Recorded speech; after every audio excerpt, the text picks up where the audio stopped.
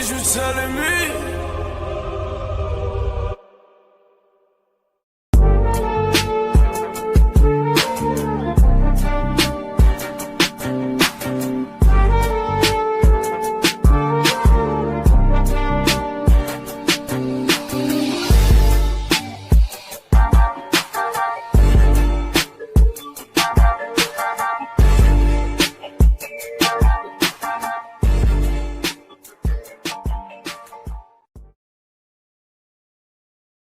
Yes, sir. Yes, sir. You were tuned in to episode 18, Throw the Hook Podcast, man. It's your boy G5 Jeff TV, aka G5, aka 5, aka the Guru. I know. It's a little bit of a later start. I ain't got the crew with me. Had some stuff going on today, but I had to jump on. Big shout out to everybody, man. Got to shout out the team, though. Big shout out to Boxing First Vlog. Big shout out to Legend. Big shout out to Shane. Big shout out to Teak, Coach Ali, Coach Padman McGriff, the whole crew. You know what I'm saying? Had to get in here today, man. Too much news going on, man. As y'all come in, if you in here, say what's up. Say what's up in the chat. Put a 1 in the chat. Let me know if I'm sounding good, if I'm sounding crispy, and we can go ahead and get started.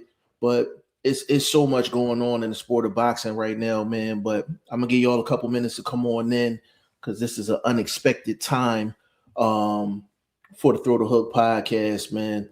You know what I'm saying? But I felt like I had to get on here tonight and talk about the big news that's out here, man. Big shout out to Jay Will, man. Jay Will was in here earlier. Big shout out to Jay Will. Say what up, fellas. Big shout out to Jay Will. You know what I'm saying? If you in here, like I said, if you in here, say what's up. You know, put a 1 in the chat. Let me know if we sound good. You know what I'm saying? And we can pretty much go from there. But it's so much going on in the sport of boxing, man. Big news came out earlier today. Shakur Stevenson got stripped by the WBC, which is absolutely nasty work. And you know, it's crazy because I wasn't even gonna go on live today, but you know, after reading that, I was just like, the WBC is real. They playing dirty. They playing real nasty right now. But if you in here, man, say what's up. Let me know that you in here. Say something in the chat. Put a 1 in the chat if I'm sounding good, if I'm sounding crispy. Make sure the sound quality is good. You know what I'm saying? Big shout out to everybody, man. But we got to discuss this, yo. We definitely got to discuss this. The WBC has stripped Shakur Stevenson of his title. And it's such nasty work in so many different ways that this could have a lot of ramifications going forward in terms of other fighters and possibly fighters just not even fighting for the WBC belt because of what they're doing to other fighters. They're not consistent. They're not consistent in their rulings, their judgments. It seems like their rule book is written in pencil. You know, they go in and erase and rewrite their own rules based off of, you know, how they feeling or who the fighter is. You know, but again, breaking news, the WBC has stripped Shakur Stevenson of his belt. Obviously, he has other belts, but this is a really deep topic. This is a really deep topic for the people that don't know the backstory to this and why this is so important. I'm definitely going to get into that today. Definitely going to get into it because this, like I said, this is going to play out for the next couple weeks, couple months, and you're going to see a lot of news drop. And, you know, with boxing, fighters are the ones that's supposed to be running the show. Fighters are the ones that's supposed to have the power because they're the ones that's actually in the ring, actually putting their bodies on the line, putting their life on the line. And you have situations like this where Shakur Stevenson gets stripped of his title his WBC title. First of all, the fight with Teofimo Lopez had absolutely nothing to do with the WBC. It had nothing to do with the WBC. They were not involved. Like, Teofimo Lopez belts was on the line. The Ring Magazine belt was on the line. It had nothing to do. It had nothing to do with the WBC. Big shout out to Brendan Smith in the building, man. He said Gerald Miller took the show for the next couple weeks. Yeah, man. Yeah, man. That toupee thing was nasty work, Brendan. That was some nasty work, bro. Like, he got hit with a 45 shot, and the toupee just went like this. It looked like a beak. It was like that. Like, it was crazy. Yeah, Gerald Big Baby Miller, man, like, he's traveling all around the country right now. He's doing interviews on all of the big platforms because he got his toupee jabbed off in a pay-per-view fight, which is absolutely crazy. Like, big shout out to Big Baby Miller for kind of just owning it. Like, you can't really do nothing but own it. I mean, if you take a two-piece, a jab and a right hand, and your hair just go flying, man. Like, it's, like, that's something different. That's something completely different, man. Big shout out to Fredo for life, man. Big shout out to you, bro. He said, if they don't like sanctioning fees on belts signed with Zuffa, they have none on their belts. So, Fredo, here's the thing, Fredo. Like, the WBC is not consistent with how they enforce their laws, their rules, and that's the problem. It's not consistency within it. Technically, you're correct. I mean, if a fighter doesn't want to fight for sanction, if they don't want to pay sanctioning fees, then they shouldn't fight for a sanctioning body belt. But they charge sanctioning fees for title eliminators. They do sanctioning fees for if you're in the top 15. So it's not just the belt. They charge for a lot of different things and a lot of different reasons, bro. So the thing about this, Fredo, that makes it such nasty work is that the WBC had nothing to do with the Shakur Stevenson Teofimo Lopez fight. And Shakur Stevenson defended his belt, well, I want to say like 7-8 months ago. He just defended his belt. He just defended it. So it's crazy.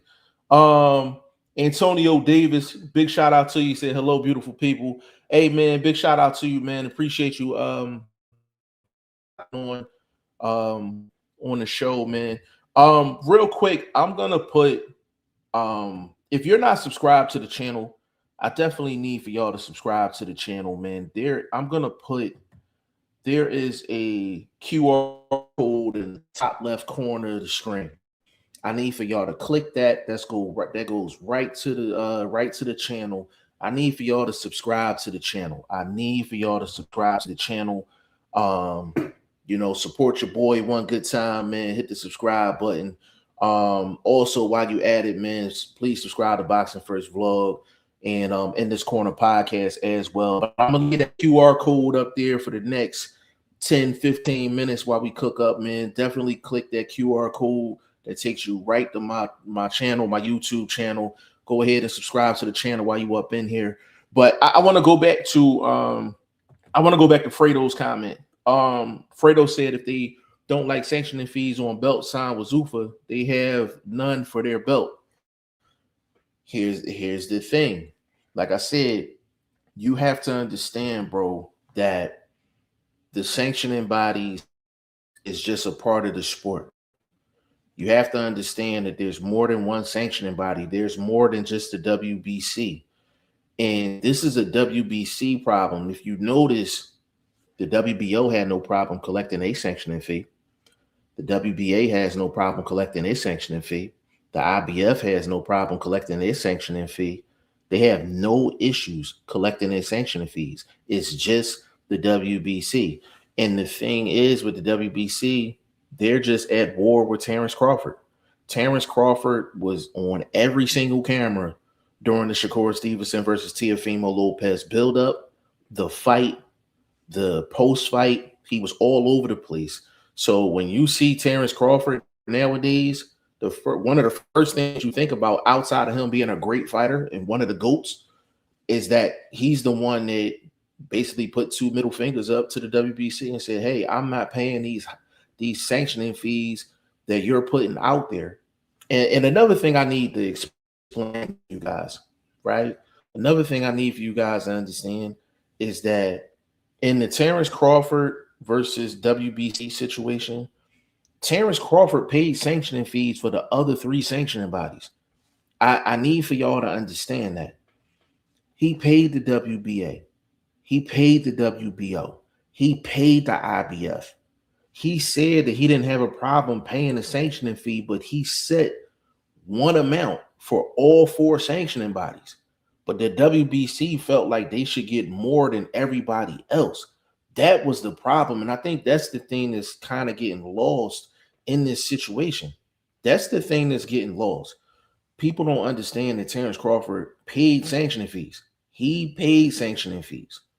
You know what I'm saying? So this is something that the WBC wanted outside of basically the normal agreement. And they did it 2 times with Bud. But to strip Shakur Stevenson and his belt wasn't even on the line, I am going to get into all of the BS that the WBC does for other fighters.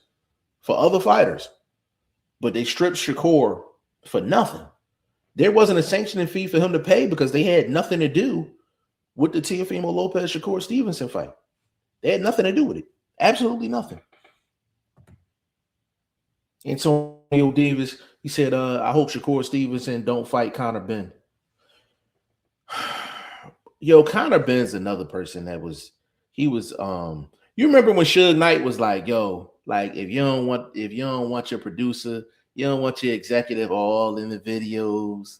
You know what I mean? Conor Benn was in every single photo, every single video. He was networking like crazy. I was mad Shakur Stevenson called Conor Benn into the ring for a couple of reasons. Number one, I don't think Conor Benn is a good fighter. I don't think he's a good fighter. He's an entertaining fighter, but I don't think he's a good fighter. I don't think he's an upper echelon fighter. He's been fighting above the 147 range for a minute. You understand what I'm saying? He's been fighting up there for a minute. The 2 fights with Conor Benn and all of that. And with Chris Eubank. And then Conor Benn is going back down in weight to 147. You got to understand, I didn't like Shakur calling him into the ring because Shakur said in the build-up to the Teofimo Lopez fight that if he doesn't get a big fight, he's going back down to 135. He said he's not even a 140-pounder. He's not even a 140. So just imagine if he goes up to 147 and fight Conor Benn. Now you're talking rehydration clauses and all that. And I hate that shit. Rehydration clauses and all that. I hate that. You know what I'm saying? If Shakur's a 135, it's plenty of fights at 35. If he want to dip his toes into 140, there's plenty of fights at 140. He got about 15 options he can take outside of Conor Benn.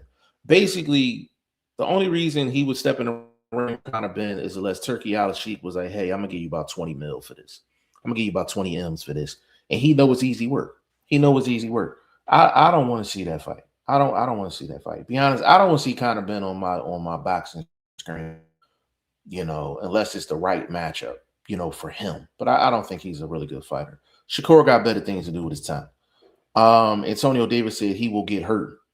Well, the thing is, Antonio, I think he beats Conor Benn at any weight. It don't matter what it is. I think he beats him at any weight. I don't think it really matters. You know what I'm saying? I don't think it really matters, bro. Like, it's not even about that. It's just Shakur got better things to do with his time. There's a lot of people that feel like Shakur Stevenson is top 5 pound for pound. We just did a podcast.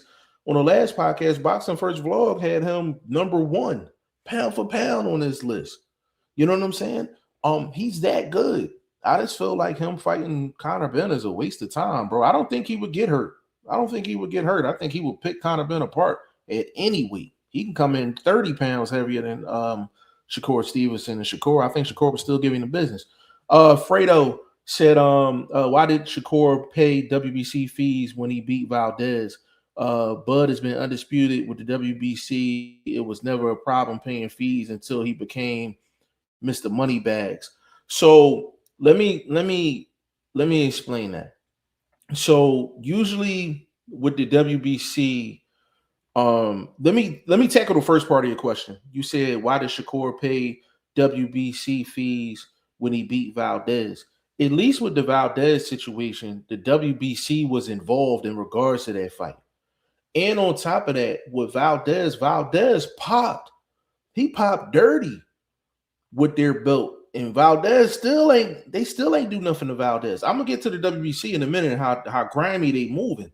They moving real grimy. They moving real grimy, bro. Bud Bud was trying to pay the sanctioning fee. They were trying to pay the sanctioning fee. The WBC set their own number. That's the thing that I need everybody to understand. Bud didn't come out and say, I'm going to pay the WBO, WBA, and IBF, but I'm not going to pay the WBC. He said, hey, this is a big amount of money we dealing with. All of the sanctioning bodies can eat. I want to pay X amount of dollars to all four of you guys. The WBA said, okay, Bud, we cool with that. IBF said, okay, Bud, we cool with that. The WBO said, okay, Bud, we cool with that. The WBC is the only ones that set their own number. They set their own number in terms of a sanctioning fee. They set their own number outside of the other sanctioning bodies. And Bud went against that. Bud ain't have a problem paying sanctioning fees. He's been paying sanctioning fees his whole career. So people lose sight of that. People lose sight of that. So it's not because he became Mr. Bunny Bags. It's the fact that the WBC set their number so high when he made that big time money. But if you notice, nobody ever said what he charged Canelo. What did he charge Canelo? Did Canelo pay it? We got to ask that too. We got to keep it, we got to keep it solid across the board. Fredo says Shakur is just following Bud lead. Let's be honest. The thing is, Fredo, the WBC wasn't involved in the Teofimo fight. He just defended that belt less than a year ago. He just defended the WBC belt for less than a year ago. You got to remember, Fredo, the WBC is the main ones that let Gary Russell keep his belt for like 10 years, and he never fought. You understand what I'm saying? Like, we've seen, like, the WBC, they, like the Dalton Smith fight and Subriel Matias. Subriel Matias popped dirty, and they still let him keep his belt. I can go on for days with the WBC. I can go on for days. Like, Fredo, they moving dirty, bro. They moving dirty. I can see if the WBC belt was involved in the Teofimo fight, and for some reason they wanted to strip, or they wanted to do a sanctioning fee or whatever. But they charged Shakur $100,000 for the Teofimo fight, and they weren't even involved. They wasn't even involved, bro.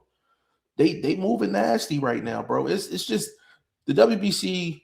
They at war with Bud, and Shakur and Bud are locked at the hip. This is a stray shot at, like, this is Shakur getting caught with a bullet because he's just in, Bud's area, if you know what I mean. You know what I'm saying? Fredo, for Ben to come down from 160 to 147 and a rehydration clause on him, that win won't get Shakur real credit. I don't think Shakur would get any credit for Conor Benn victory under any circumstance. Like, I just don't think Conor Benn is a good fighter. There's so many other options for Conor Benn. Conor Benn, you know what? I would do Conor Benn, Josh Kelly.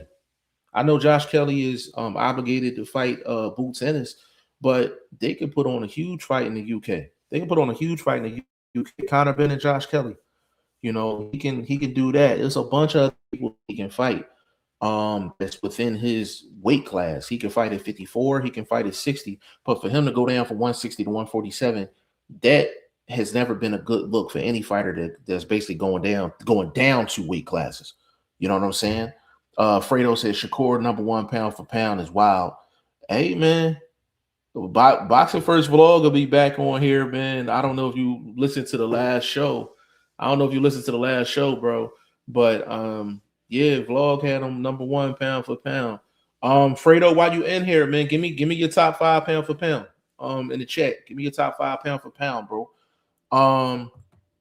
Fredo said as great as Shakur is, he doesn't get stoppages, and we are splitting hairs with guys like Bam, in a way that matters for me. Listen, if you have Inoue and Bam ahead of Shakur, I ain't killing you for that, bro. You know, I usually don't criticize people's pound for pound list. As long as you have a criteria for it and you have a thought process for it, then you know your list is your list. You know what I'm saying? Like your list is your list. Boxing First Vlog actually he did his top 10 pound for pound, and he had about a good 3, 4 names that I didn't agree with the order, and he had a couple of them on there I didn't think should be on there, and you know he didn't have Bam on his list. I thought Bam should have been on there, but that was just a discussion between me and my brother at the end of the day. But you know, if you got a pound for pound list, bro, and you got a criteria behind it, man, like you know, I pretty much will rationalize with anybody's pound for pound within reason.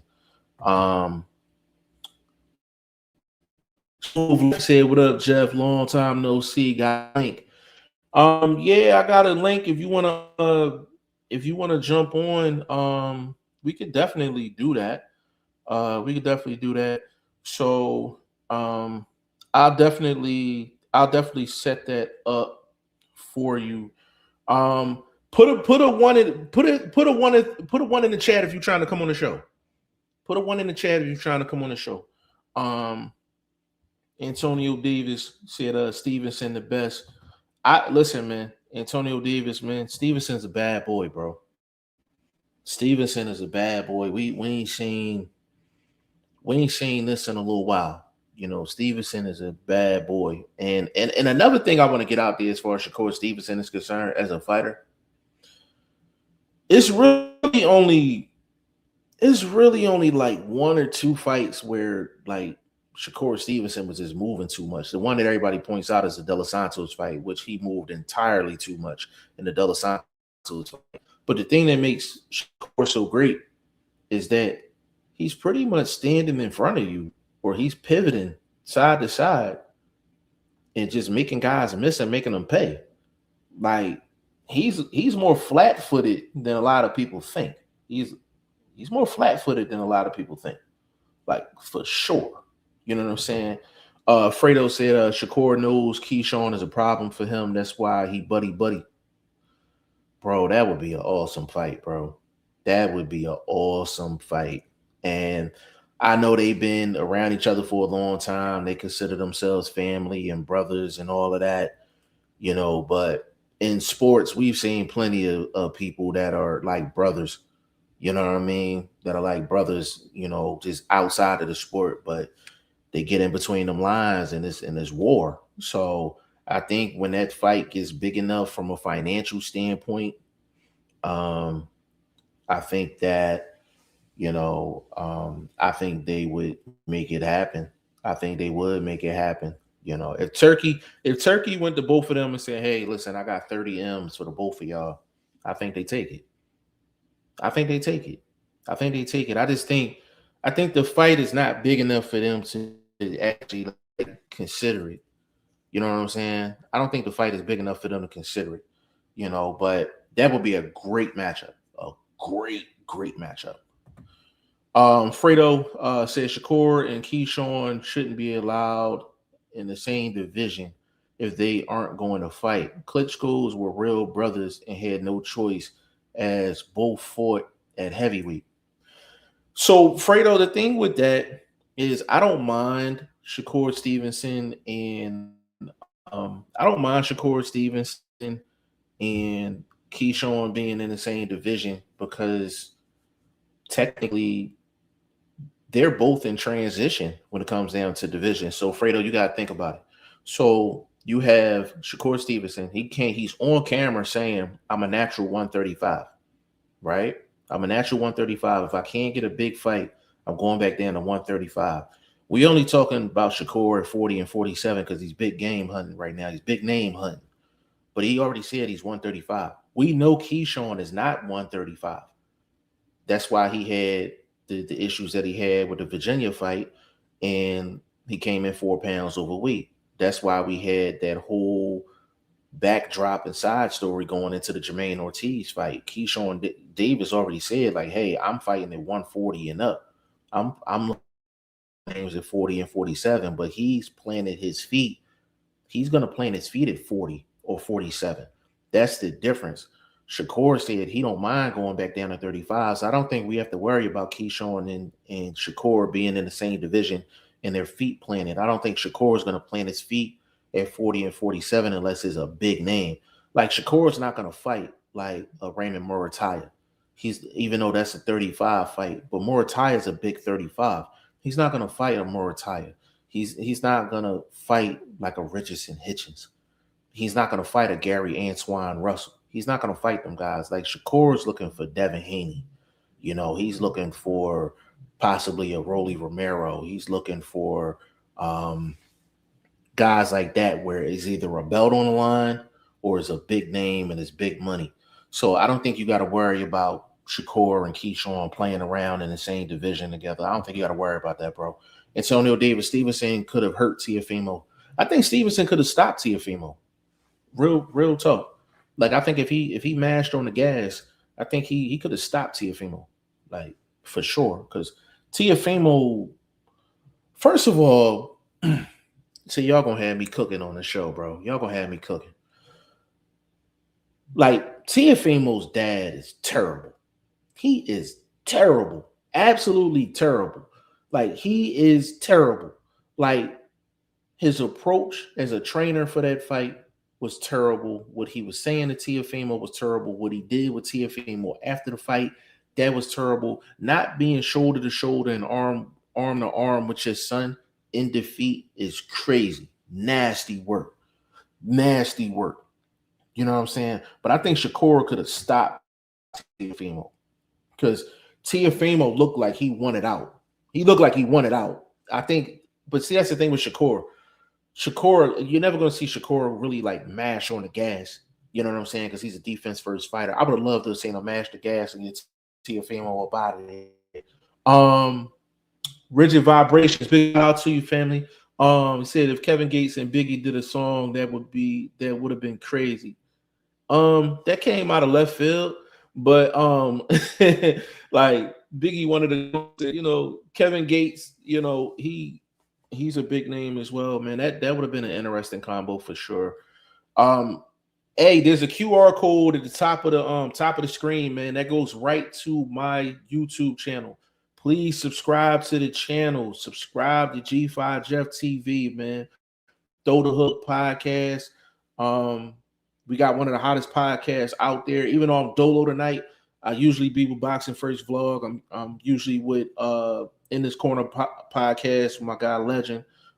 Usually with Shane and Teak and all of them, man. Like, but you know, we just solo tonight.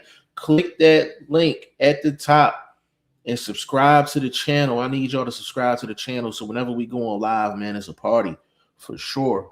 Fredo said Keyshawn is Shakur's mandatory for his 140 belt. So here's the thing with that.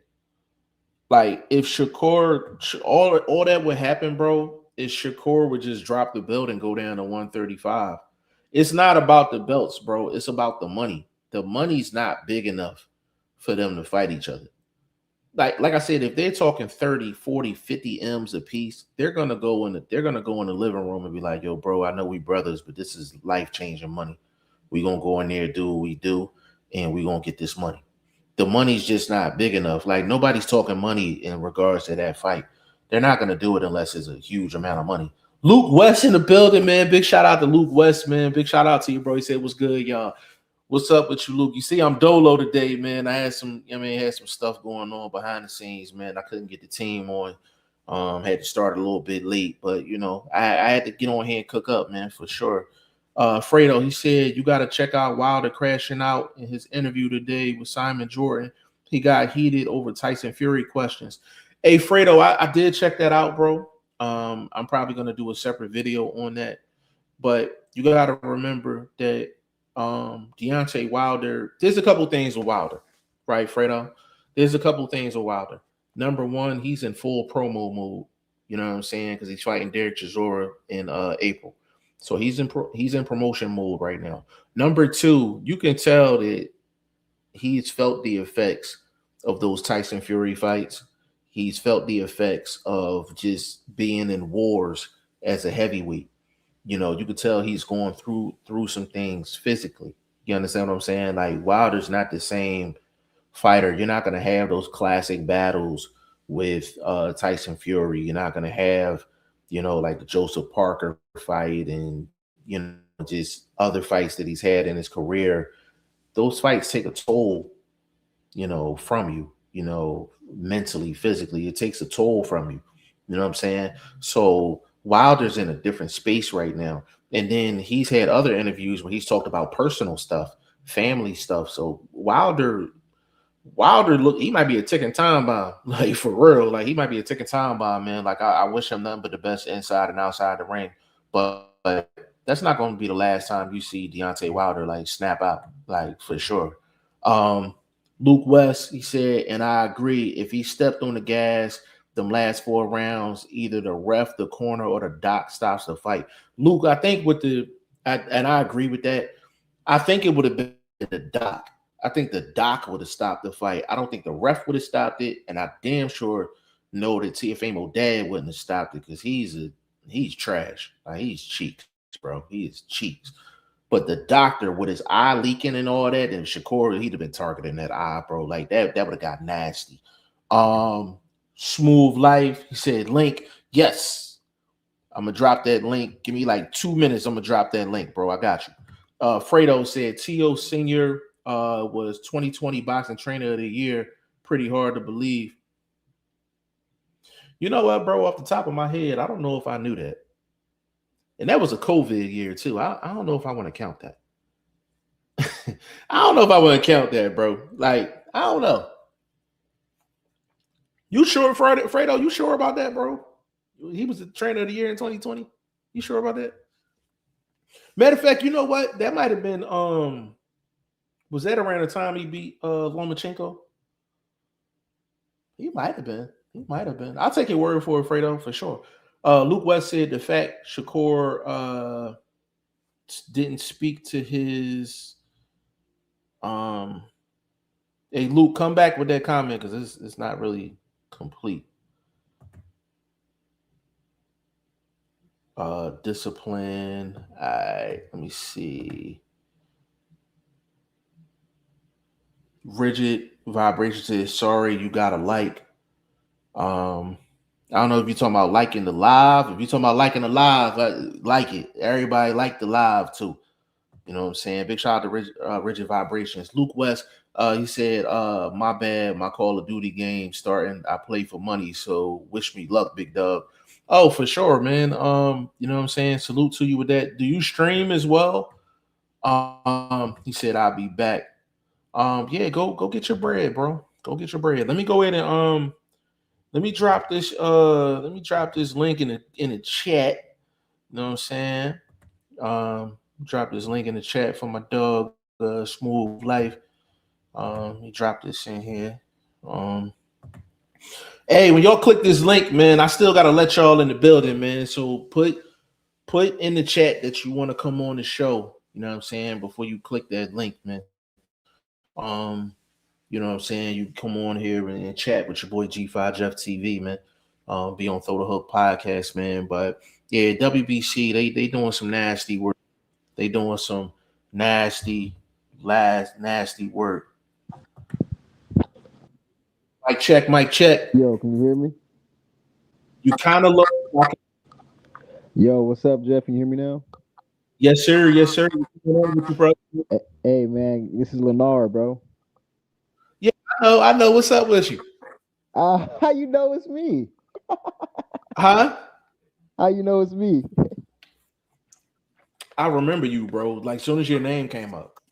Yeah, okay. Yeah, it doesn't come. It's as soon as I seen the name, I knew who you was. But it don't say that in the chat though. It just say Smooth Life. As soon as I seen your name on here, I knew who you was. I put it right now. Yeah, I put it right now. Just put it in the chat box because you can enter somebody's stream and just put your name. Yeah, what's up with you though? Yeah, bro, man, I'm good, man. I'm good, brother. How you been, man? Everything cool. You still on the West Coast? Yes, yeah, bro. And I want to say something real quick, bro. Man, I want to thank you, man, Cause I mean, I know you still supporting your boy, man. I haven't been on your channel for years, man, but I see you still liking my Instagram posts and stuff, man. Still support me, man. So Hey, bro, listen, yo.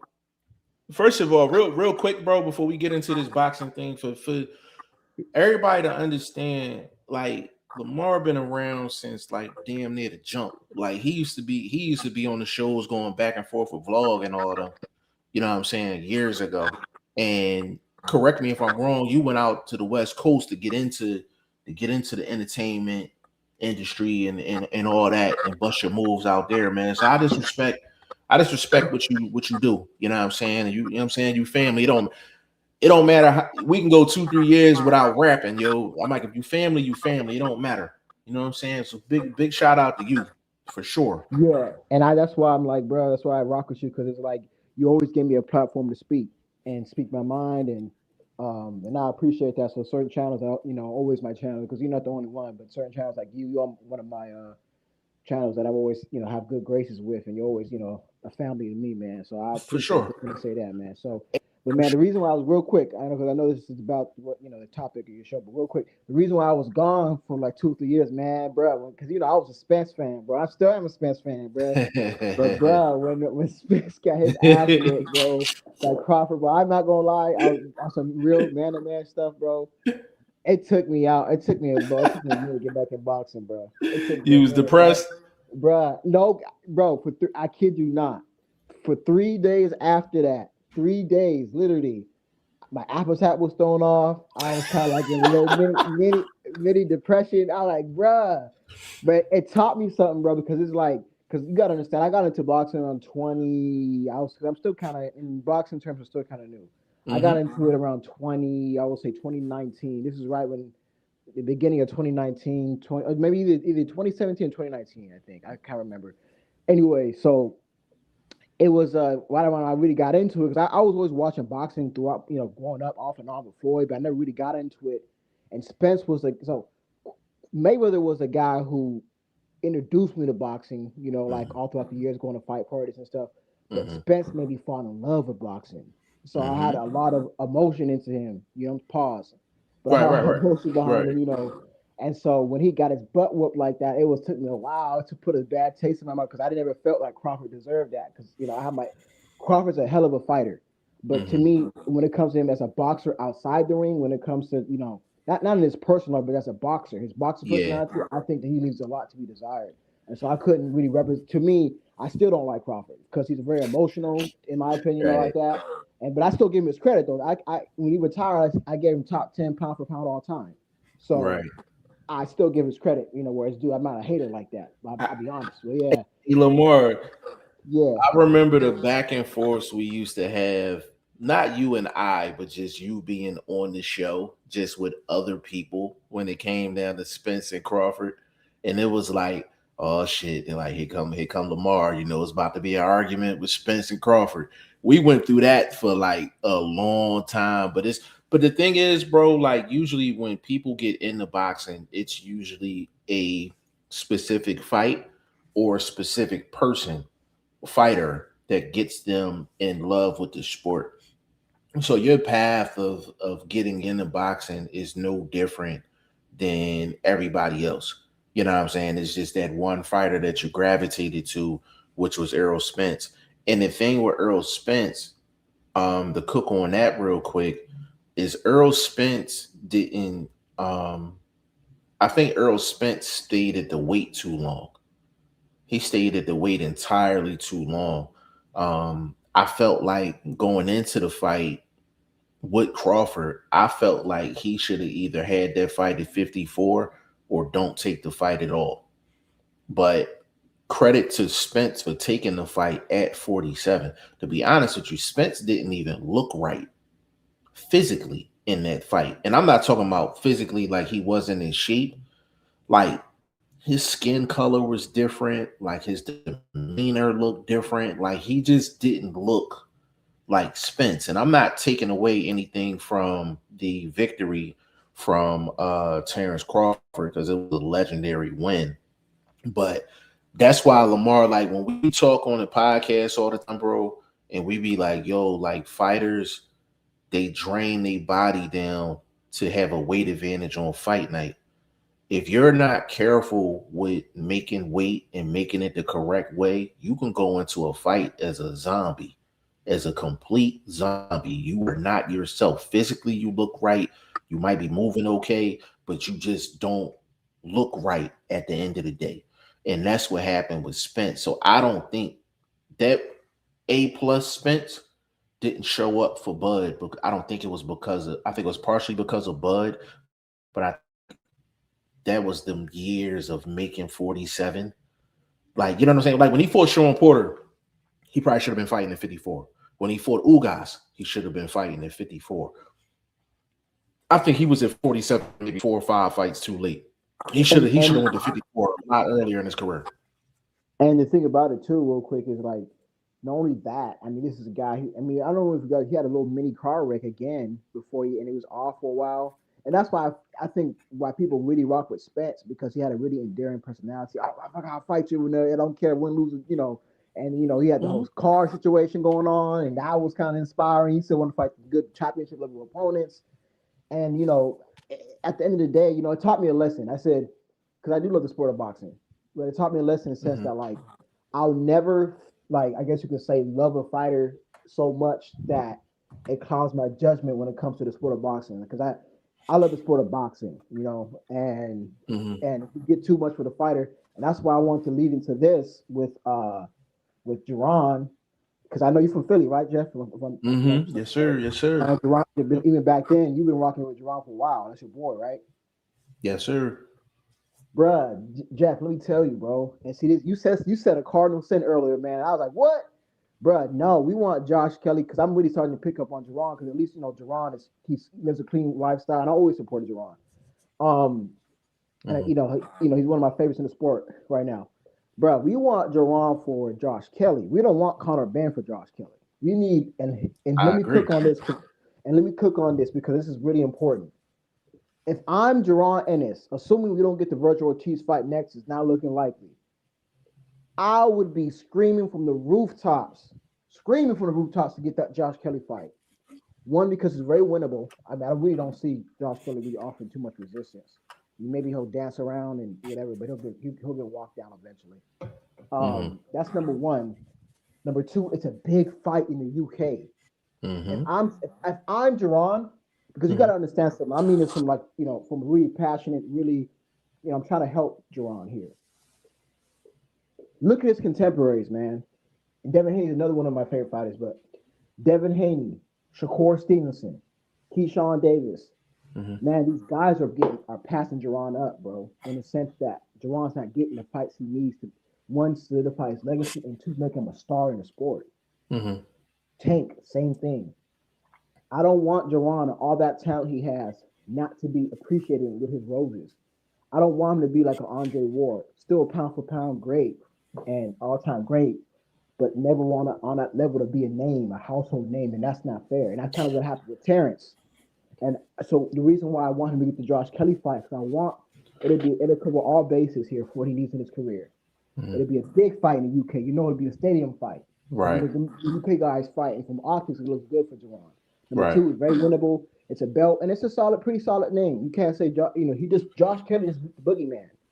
So if I'm Jerron, I'm like, even if, to me, I would even take a slight B-side cut and bet on myself and say, you know what, 55-45, maybe even 60-40, I want to fight that much, because that's what he needs right now, because I don't want Jerron and all that talent he has to not be appreciated, like it wasn't quite appreciated with Crawford, etc. Go ahead. Hey, bro. So Lenore, real quick, bro, just to make my comment clear, the only reason I've mentioned Conor Benn and Josh Kelly is because Josh Kelly made a comment about that earlier today.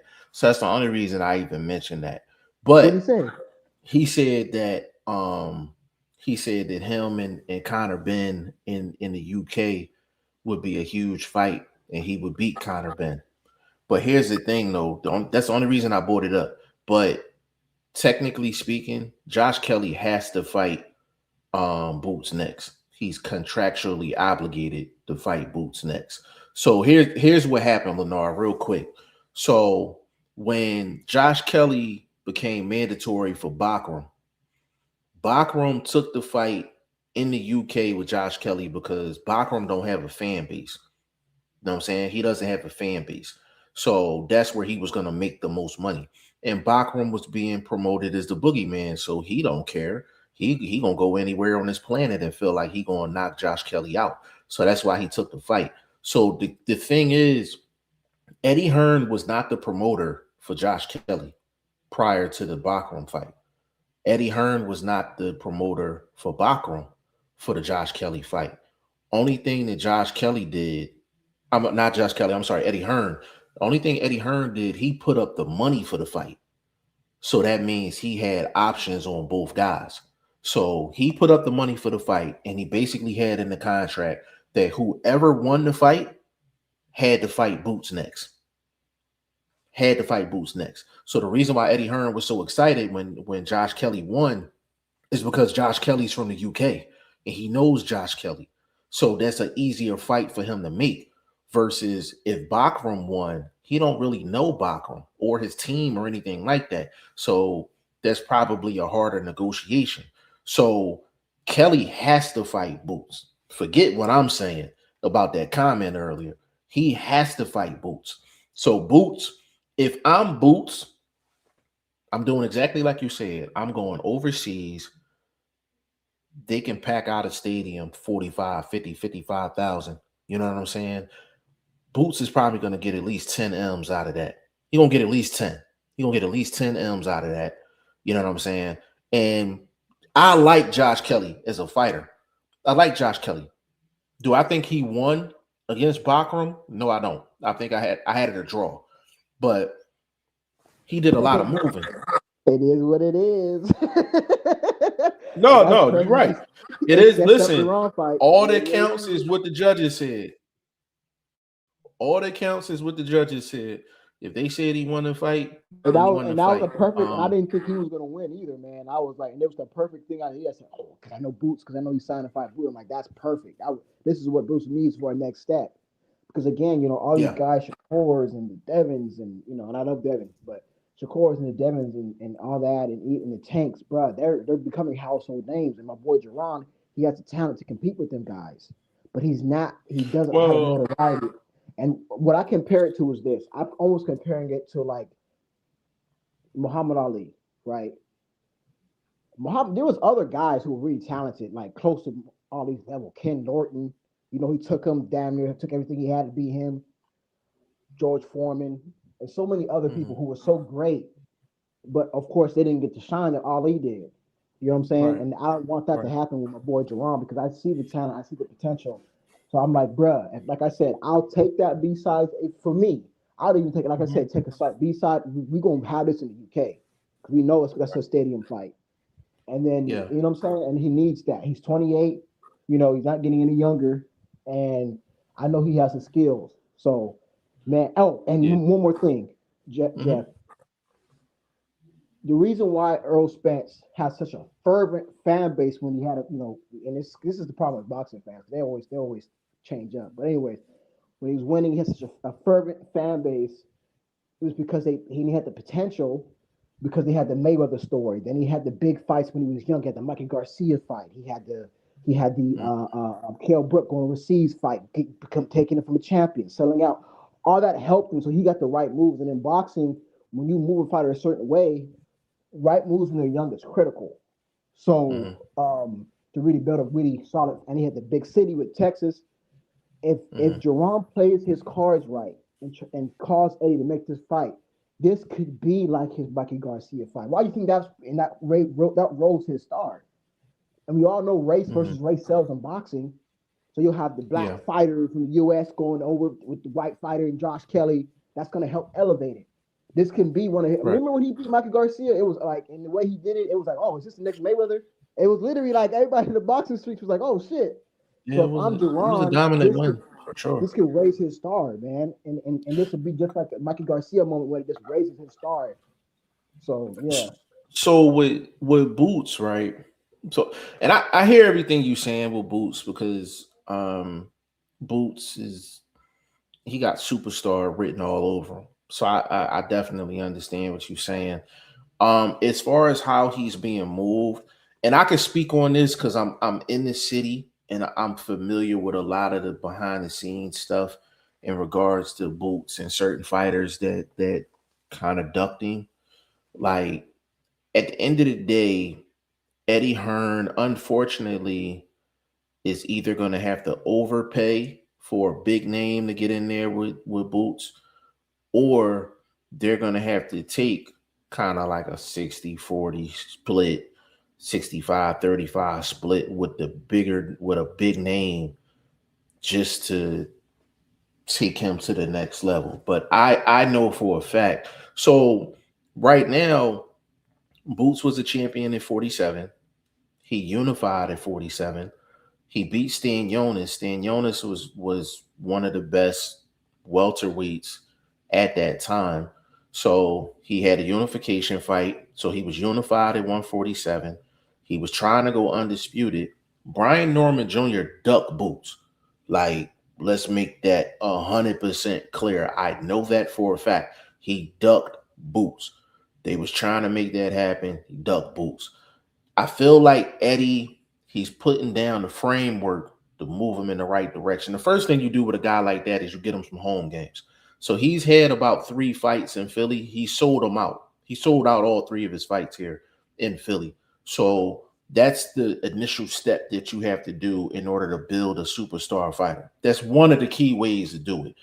Put him in front of his home crowd, see if he can sell. So Boots can sell in his hometown. They did the same thing with Bud. They did the same thing with Spence. They put Spence in Texas, Spence is going to sell out. You put Bud in Omaha, he's going to sell out. That's the first indication of whether you possibly have a star or not. And you know what's crazy, Jeff?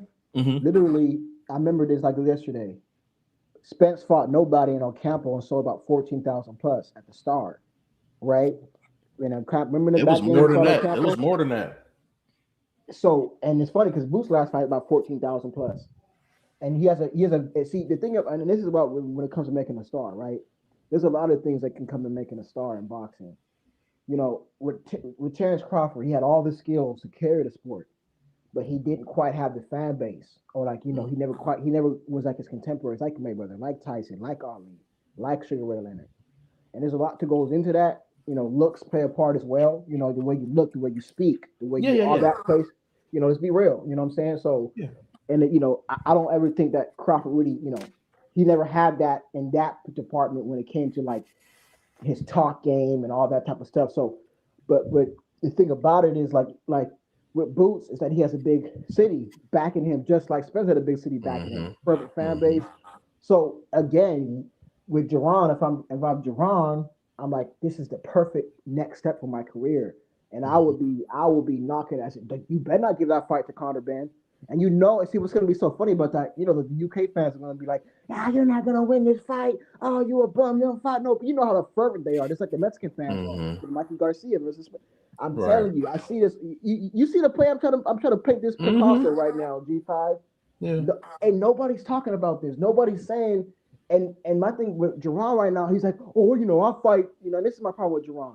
He's too lackadaisical, man. Like, it's like, he's like, oh, I'll just fight whoever they put in front of me. Nah, like, say the motherfucker, say who, if I'm you, I'll be like screaming, all right, let's make it happen, Josh. Let's make it happen, because I know what this could do for his career.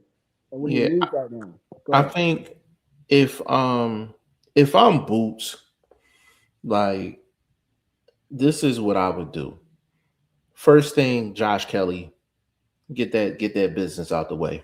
They could set that up for the summertime. They could set that up for like maybe May or June. Probably June. I would say like June, May or June. Go out to the UK, go take care of that Josh Kelly business. That'll get him an official belt at 154. Once he gets the belt at 154, then the Virgil Ortiz talk is over. Virgil Ortiz, no more ducking. Is either you gonna fight or you're not gonna fight. And Virgil Ortiz doesn't even have a legit belt at 154. So once Boots beats Josh Kelly, then Boots can actually ask for 60%. And Virgil Ortiz can get 40 if they want to play the numbers game. But knowing Boots and them, I would say, hey, even if I got the belt, we can still do 50-50. Let's do it in Vegas. You get Virgil Ortiz in the back half of the year. You whip on Virgil because he's going to beat the brakes off Virgil Ortiz. He's going to beat the brakes off of Virgil Ortiz. So if he can get Josh Kelly win the belt, Virgil Ortiz towards the end of the year, stomp him out in like Vegas, and then possibly look at a situation where if they can talk Fundora fight, or take like a Jamel. Even though Jamel's been on a hiatus, Jamel is still a big name. He's still a big name. If they can work something out where they can get Jamel after the Virgil Ortiz fight, if he can get them three fights back to back to back and win all three in impressive fashion, Jerron Boots Ennis is superstar status at that point. By the time 2027 hits, he will be superstar status if he can get them three names within the next 12 months. Because here's the thing, man. Like I believe in him. I think he has the talent for it, and you know, I don't want him to become like a Bernard Hopkins to a Roy Jones Jr. Right? Like Bernard all time great. Yeah, I don't want that to happen. I don't want him to be the kind of like hardcores know who he is. He's boxing royalty, but I don't want that to happen. I want him to be recognized while he's in his prime, everybody celebrating him and all that, and while he's in boxing. I Yeah. don't want it to be like a Terrence Crawford to a Canelo. I don't want that. I want the best, who is actually the best in boxing, to be celebrated. Oh, possibly one of the best in boxing, if not the best, having his argument, to be celebrated as such.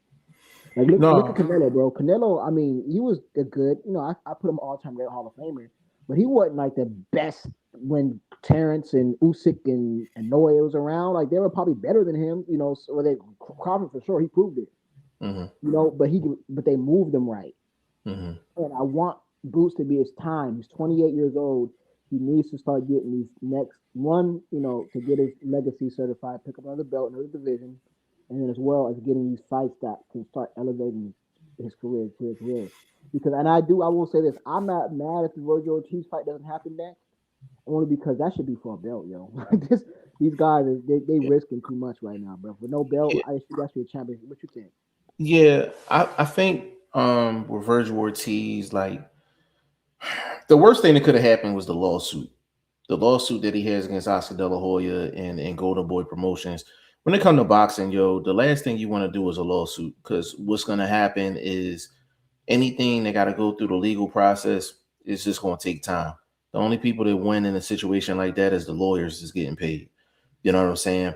So Virgil Ortiz, to be honest with you, I think Virgil Ortiz is going to be on the shelf for a while. I don't think he's going to fight for a minute. And the reason why I say that, bro, is because Virgil Ortiz contract is tied in with the zone. Golden Boy had a contract with the zone for the zone to showcase Golden Boy's fights. They lost that contract. The contract expired December 31st, 2025. You understand what I'm saying? So for the zone, you got to look at it from the zone's end. The zone, they were the ones that was behind Jerron Ennis going to California when Virgil Ortiz fought Erickson Lubin, and Boots got in the ring, and they was in each other's face, and they was talking. Like, that was the promotion for the fight, because behind the scenes, the zone, Oscar De La Hoya, Eddie Hearn, all of them agreed to a 50-50 split, and whoever wins the fight gets 55%. So whoever the winner would get 55-45. They already agreed to that. And then that's when the Lubin fight happened. So everything was falling to plan. The issue was Oscar De La Hoya still didn't lock in the Golden Boy contract with the zone. The zone said, hey, we want Virgil Ortiz and Boots next. Oscar De La Hoya, he was trying to maneuver around that. He was trying to play hardball after they already agreed to the terms on the fight. Like, why you think Boots flew out there to hop in the ring? It was all staged. Like, everybody knew what was going on, what was supposed to happen. Oscar doesn't want that fight to happen. Virgil Ortiz don't mind fighting Boots. Of course, Boots want the smoke. Mm-hmm. Oscar doesn't want the action. He doesn't want it. Yeah, listen, I think both fighters, I think they'll fight each other. I think that's not the problem. I think, but the people around Virgil, whether it's an Oscar or whatever. Well, Yeah. I think I know the zone. Eddie Hearn wants it, but I know, Oscar, he just made a kerfuffle, man, and just kind of messed things up. And so, like I said, man, I saw the glory that Shakur's getting and stuff like that. And I'm like, damn, that could be Boots, man. I thought about it, I was like, man, that should be Boots, bro. Yeah, And let's be real. Like, I love my boy, but, you know, his resume can be a little bit better. it's It's a time little coming. bit, yeah, and I'm like, I don't want that to happen to, because there's always in Yeah, boxing, is eras where, like, the potentially one of the best fighters, they don't get their just, they don't get recognized. They don't get their, you know what I'm hey, saying? hey Lenard, you know the thing is crazy, bro. The good thing with Boots is he got a promoter behind him that don't mind throwing some money around. Eddie Hearn don't have no problem throwing some money around. He got a lot of money behind him. So push come to shove, if Eddie Hearn got to overpay to give Boots the opportunity to become great, like he will. And the thing is, I would say probably within Boots is a superstar within the next 2 years. He's a superstar within the next 2 years. His time coming. His time is coming for sure. His time's coming. Is this a lot of people ducking him right now? They're gonna have to overpay to get names in the ring. But Eddie's gonna overpay at some point. He's gonna overpay. Because skill for skill, Boots is top five. Skill for Hmm. skill. Forget the And that's like resume. Skill for skill. segue. Yeah, I agree. And kind of segueing into Shakur's performance, man. I know you talked about it. I wasn't able to catch it last night.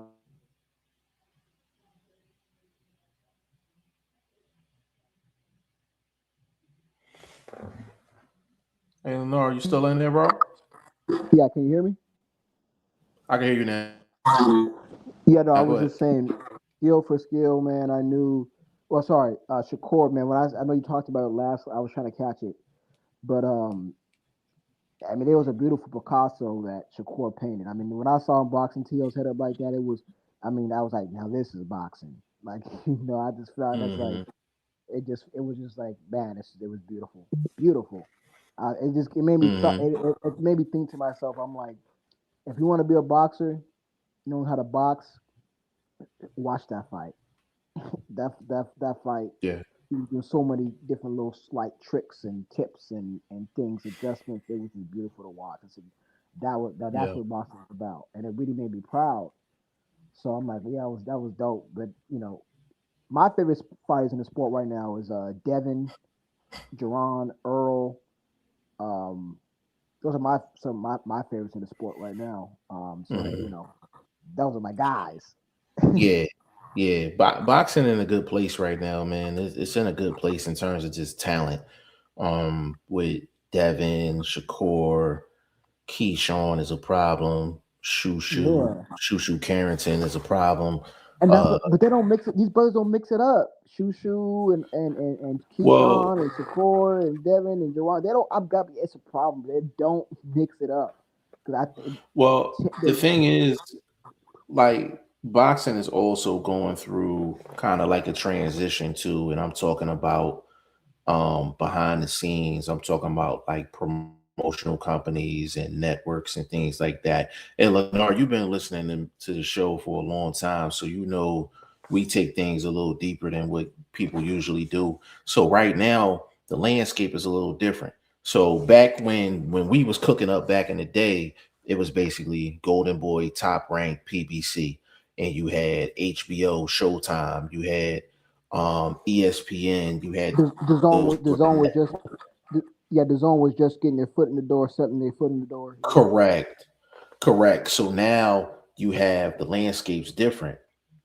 Golden Boy's still out there, but they don't have a network. Top Rank is out there, but they don't have a network. PBC is out there. The only thing they have is Amazon, but Amazon's not invested in boxing. So technically, PBC don't have a network. The only people that's really invested in boxing right now is the Zone, and now you got with Zuffa, you got Paramount that's getting involved, and they're invested just in combat sports. It's not necessarily just boxing. They're in the bare knuckle boxing. They're in the MMA, like all of that. So now you got Dana White that's a player in the situation now, and then Eddie Hearn just signed an 8 fight. Matchroom just signed an 8 fight deal with Fox Sports out there in Australia. So the networks look a little different. which makes the boxing landscape different. So I said all that to say this. It's going to make it a little bit more difficult to get some of the fights that we want. Luckily, right now, we got Turkey Al Sheik and we got the Zone that's just footing a lot of the bill for a lot of these good cards and a lot of these good fights. But we need more networks to actually invest in boxing so we can get more of the fights that we want. We can't just have one or two people investing in boxing and that's it, because eventually it's not going to be enough money to go around. You understand what I'm saying? The problem with boxing is that it's everything is fragmented. There is no, and this is the this is why boxing. It was so funny. Is like boxing has the potential to be the first or second biggest sport in the world if you think about from viewership perspective. Muhammad Ali was pulling over 1 billion to 2 billion people during some of his fights in the 70s. That's literally FIFA World Cup level. Damn near. Bro, listen, Shakur and Tiafimo, like the attention that got was insane, bro. Insane. Yeah. And when you really think about it. But the problem with boxing is so there is no uniform here because you got different networks and they want to protect their fighters and they want to put certain fights in house. Then they'll do cross promotion, and then you got the belt, all the belt. So what happens is because it's so fragmented, unless a government steps in to literally, they'd have to either break apart or join the belt, all the belts, and they would have to make it one like an NFL or NBA, right? Everything's under one roof, but everything's so fragmented that it's like it's hard, and got all these managers, and it just moving so it just it's a kerfuffle. So yeah. And that's why boxing is like it's hard to really get a foot because it's like if I'm running boxing, this is what I would do. I actually do like the fact that there is multiple belts that gives multiple people a chance to become a champion. I think that's important for fighters. So I'm not against that. Maybe we can lose one belt. Maybe 4 belts is a lot. Maybe it can be 3 belts. But whatever. Do that, and I would have it under one roof. And that's it. But I see the problem with Zuffa, and this is why Zuffa, man, like they're trying to do that, but I just don't like the contracts that I'm hearing about Zuffa and the way they're going to pay their fighters, man.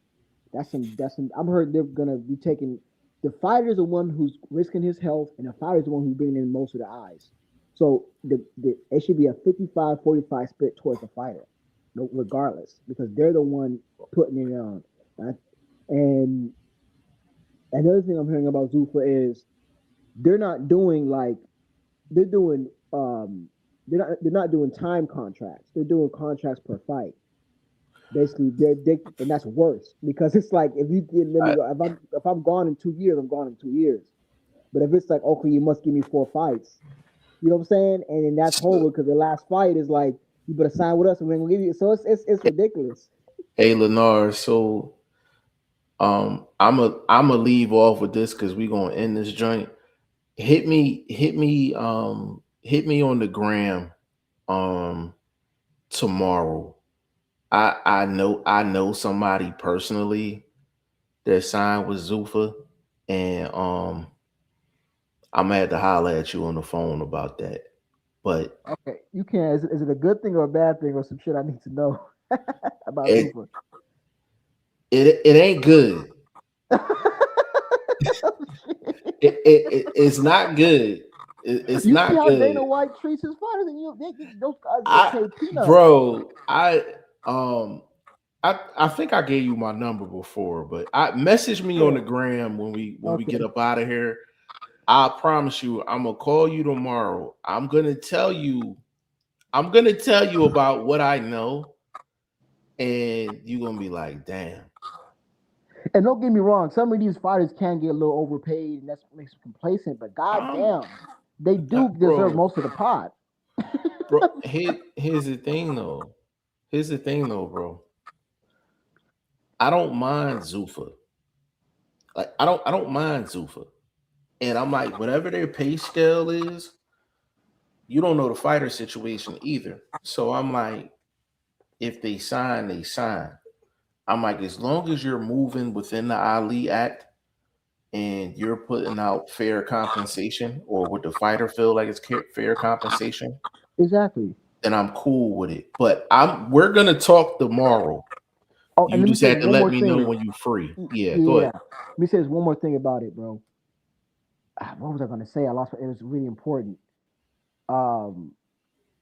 Oh, and this is see, this might be my personal opinion. You may not agree with this, but man, like boxing is fun to talk about because nowadays because it's like there is ducking, there is drama, right? That's part of the soap opera. That's why we go back and forth. Zuffa and Dana White, this one throw these motherfuckers in there like to make a star. You have to have some marination. Like, you can't just throw like for example, Xander Zayas, right? Mm-hmm. He's young, unified, Mm-hmm. but I wouldn't quite make. I mean, if I'm like Boots or Virgil, I'm like if I'm their promotional company, I would definitely want to make it and make my star a star. But just Mm-hmm. saying in general here, if I'm top rank, right, I would let him develop a couple more years and get some good fights out of it, maybe develop, and then there would be mega fights down the line with Jerron and Virgil and shit like that, right? There Mm-hmm. has to be some level of marination. Now I agree. Today maybe it's a little bit too much, but there needs to be met in the middle here. We just can't throw these guys to the wolves, these young fighters, because what could happen is you could lose a superstar or a star because you throw them in there too early, and then I agree. you know what I'm saying? And if Mm-hmm. you're gonna throw him in there, you literally you'll lose money in the long run. You'll lose it. If you would have thrown Floyd Mayweather Jr. against Shane Mosley around 2000, when he won that fight, I think that's when he was calling for it. I don't know. You know what I'm saying? Right. So it takes a little bit of maturation. You can't just throw it. These guys just throw them and just say whatever the best fighter best immediately. There is some type of marination because again, from a financial perspective, down the line you actually make more money because you have a star and one or two fights and then fight here and then you make the mega fight. Right. Like for example, Spence and Crawford, maybe that was too long. I should have happened earlier. Fine. But for example, but if you were to make Virgil Ortiz and Jerron right now without a championship belt on the line, you're gonna lose money. You know what I'm saying? So there's a middle ground that needs to be met. And from what I'm hearing, is these guys are just being cut. This one throw these motherfuckers to the wolves. These young fights just to the wolves. I'm like, nah, Uh, you can't do that. yeah, and that's the part that needs to be played out, as far as matchmaking and, the promoters, the promotional companies, the networks. So like you take like a Xander Zayas. Xander Zayas is a unified champion at 154 pounds, but he has absolutely no power because he don't have no network behind him. He has top rank, but top rank don't have a home for him. They had to put his unification fight on ESPN Classic. They literally had to send out a post on social media on how to watch the fight. Like that's bad. So he even though he's a unified champion, to be honest with you, Josh Kelly has more pull than Xander Zayas because he has a network and he has money behind him. Boots has more pull than Xander Zayas because he has money behind him and a promoter and a Hmm. network. And So he's a good example. Xander Zayas is right now holding it down for Puerto Rico. To me, I could see him being pound for pound one day, top 10 pound for pound. He can carry he can carry his own era in the sense that for his own country in his own yeah, region. He could be a Miguel Cotto. He could be, you know what I'm saying? But if you're yeah, gonna throw these guys in there so soon like that, you're gonna lose in the long run because you just made it too soon and he's getting knocked out, he's losing confidence. You know what I'm saying? You know what I'm yeah, yeah. saying? His No, I feel trajectory goes down. And you. so that's what I'm trying to say with like and that's why you don't see a lot of undefeated champions in MMA. It's mainly because there's just so many ways to take an opponent out in MMA that it's not just more. But another Right. thing is these guys just throw these guys to the wolves, man. And it's like, oh my gosh. It's like, no, like let the fan bases rock with it. You're gonna like you know what I'm saying? Like Yeah. that's all. No, Again, I feel you. it's a middle ground here. Yeah. Some fights do get past their expiration date, like Pacquiao and Floyd or Terrence and Earl. But Hmm. then a lot of fights can come just on time, like kind of with Deontay Wilder and Tyson Fury. And they have classics. You know what I'm Hmm. saying? So it's a middle ground. That's all I'm trying to say. No, I feel you, bro. I feel you, man. I But I appreciate you definitely jumping hit you. on, bro. I hit you, Jeff. Yeah, yeah. Hit my IG. I'll shoot you the number and all that. I'll give you my 2 to 3 Zuffa boxing stories that I know about, and we can have a good laugh about that. You know what I'm saying? So I appreciate you jumping on, bro. I'ma hit my joint. We'll wrap tomorrow, like for sure. All right, bro. All Let right. me let me see. Get your Instagram. Was it G5 Jeff, right? Yeah, Jeff TV. Yeah, yeah. G5 Jeff. Yeah, okay. But I gotta find it, bro, because it's been a minute. Got you, bro. All right, man. Got it. All right, man. I'll hit you. All right, bro. Get with me. All right, bro. Yeah, that was my dog Lennar, man. He go back from, oh my God. Um, he used to be on when we was doing the Goodfellas podcast back in the day. We used to be on for 2-3 hours a stream, like 4 or 5 days a week. Big shout out to Lennar, man. Big shout out to him, man. But we're gonna close this joint out, man. This was episode 18 of Throw the Hook podcast. WBC strips Shakur Stevenson, man. Like nasty, nasty work by the WBC. I'm gonna be dropping videos on this topic, and so there's so many other things going on in the sport of boxing that I'm gonna be dropping a lot of regular videos, a lot of shorts. I'm gonna do some clips from this show as well. So the channel is gonna be active. So definitely subscribe to the channel. It's G5 Jeff TV. Also, subscribe to my dog Boxing First Vlog. Subscribe to my dog In This Corner podcast. Big shout out to Legend. You know, we got a lot of good stuff going on, man. But yeah, WBC is real nasty for this situation. Real nasty for this situation. Because they didn't strip Janabek immediately when he popped dirty. Subriel Matias, they didn't strip him when he popped dirty, and they still allowed him to fight. They still allowed him to fight. But Shakur defends his belt for the WBC, but because there was an issue with a sanctioning fee for a fight that the WBC wasn't even involved in, they stripped Shakur. Or because Shakur is cool with Bud Crawford and Bud Crawford didn't want to pay the extra fees. You know what I'm saying? Um, you know, like it's crazy. Like it's absolutely crazy and it's bad business. It's terrible business. But I'm gonna get up out of here, man. This is episode 18 of Throw the Hook podcast, man. It's your boy G5 Jeff TV.